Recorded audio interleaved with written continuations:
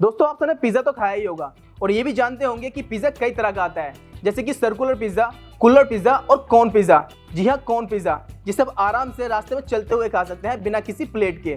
तो इस वीडियो में हम लोग यही जानेंगे कि कॉर्न पिज्जा क्या होता है, इसे बनाने के लिए किस मशीन का यूज होता है और वो मशीन किस किस वेरिएंट्स में आती है।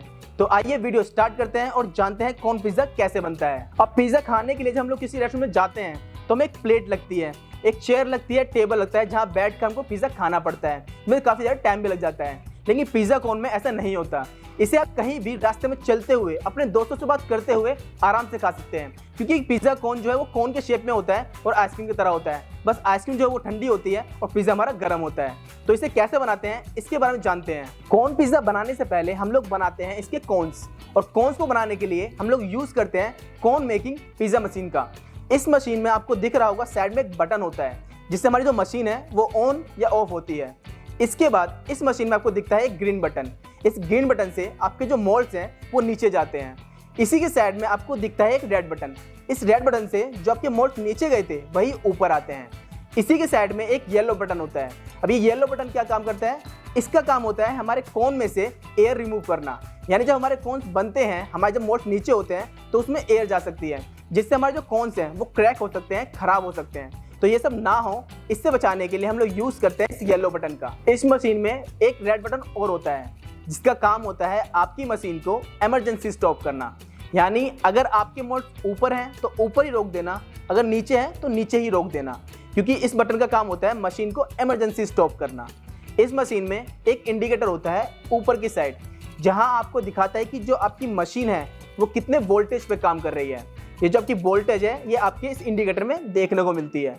इसी के साइड में एक इंडिकेटर और होता है जिसमें आपका टाइमर सेट होता है कि जो आपके कॉन्स हैं जो बन रहे हैं, तो जो आपके मोल्ड्स हैं ऊपर वाले वो कितनी देर में ऊपर आएंगे। इस इंडिकेटर से आप सेट कर सकते हैं कि आपके कॉन्स बनने के बाद आपके जो मोल्ड्स हैं वो अपने आप ऊपर आ जाएं। दूसरी कई पिज्जा कॉर्न मशीन्स में आपने देखा होगा जो मोल्ड्स होते हैं, यानी उसके 2 मोल्ड्स हो या 4 मोल्ड्स हो, उनका टेम्परेचर सेलेक्ट करने के लिए एक ही डायलर देते हैं। लेकिन हमारी मशीन में ऐसा नहीं है। हमारी मशीन में जितने भी मोल्ड्स होंगे उतने ही आपको टेम्परेचर सेलेक्ट करने के लिए डायलर मिलेंगे। यानी अगर 4 मोल्ड्स हैं तो 4 सेलेक्ट करने के लिए डायल मिलेंगे, और अगर आपके 2 मोल्ड्स हैं तो 2 डायलर आपको सेलेक्ट करने के लिए मिलेंगे टेम्परेचर।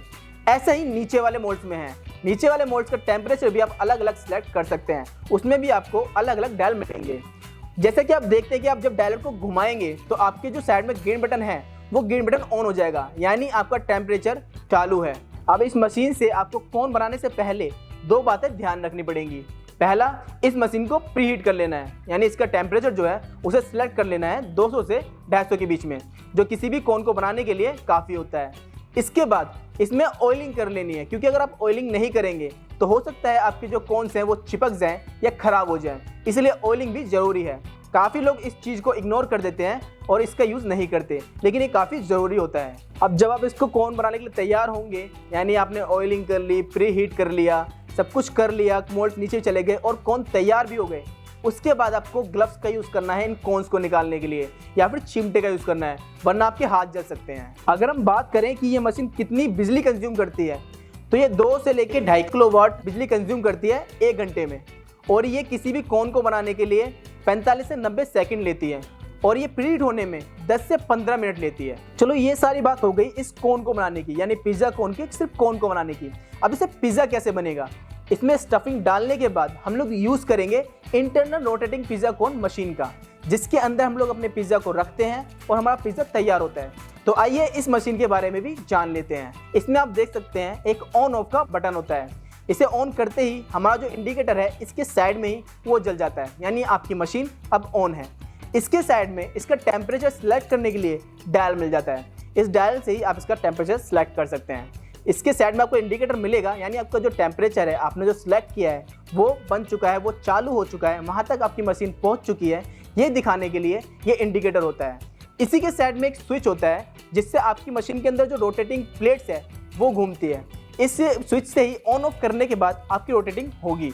आप देख सकते हैं कि मशीन के अंदर एक हीटिंग चैम्बर होता है पीछे की साइड, जिससे हमारी हीट बनती है। इस रोटेटिंग स्विच से आप इस स्टैंड को रोटेट कर सकते हैं ताकि जो आपने पिज्जा कॉर्न रखे हैं वो बराबर और हर जगह से सही से पके। अब आप सोच रहे होंगे कि हमारे जो पिज्जा कॉर्न्स हैं वो तैयार हुए या नहीं हुए, ये कैसे पता चलेगा? इसी के लिए इस ओवन में आपको गेट पर एक विंडो दे रखी है, एक ग्लास विंडो, जहां से आप देखकर ये पता कर सकते हैं कि आपके कॉर्न्स जो है वो तैयार हुए या नहीं।